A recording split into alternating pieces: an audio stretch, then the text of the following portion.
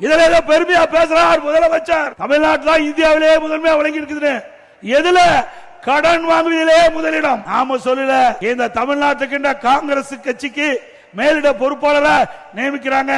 அது மட்டும் இல்ல, இன்னொரு சொல்றார், காங்கிரஸ் கட்சி சேர்ந்த உயர்ந்த பதவிகளுக்கு சொல்றார், தமிழகத்திலே கடன் நிலை உயர்ந்து விட்டது சொல்றார். உண்மை சொல்றார். ஆனா திமுக எரிச்சல் படுறாங்க அவர் மீது. ஆக திரு ஸ்டாலின் அவர்களே, நீங்கள் ஆட்சிக்கு வந்த பிறகு தமிழ்நாட்டு மக்களை கடனாளி ஆக்கி விட்டீர்கள். கடனாளி ஆக்கி விட்டீர்கள். சுமார் 73 வருஷம் தமிழ்நாட்டில் பல ஆட்சியாளர் ஆட்சி செஞ்சிருக்கிறாங்க.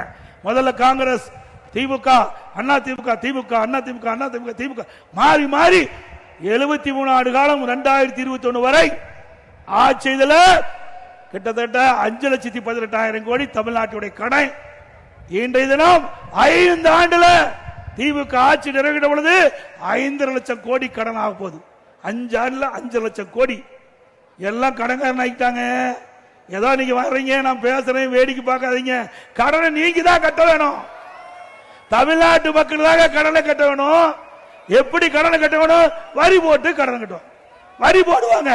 அந்த வரி நம்ம தலைமையில் தான் வந்து விழுவோம். நம்ம தலையில் தான் வந்து விழுவோம்.